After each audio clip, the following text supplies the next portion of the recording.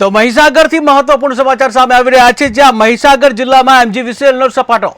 મહીસાગર જિલ્લામાં એમજીવીસીએલનો સપાટો. ત્યારે ખાનપુર, સંતરામપુર અને લુણાવાડામાં વીજ ચેકિંગ હાથ ધરવામાં આવ્યું, જ્યાં 28 કોડ બનાવી ચેકિંગ હાથ ધરવામાં આવ્યું, જ્યાં 15,26,000નો જે દંડ ફટકારવામાં આવ્યો છે. ત્યારે 617 વીજ જોડાણો ચેક કરવામાં આવ્યા, જેમાં 68 વીજ જોડાણોમાં ગેરરીતિ ઝડપાઈ છે.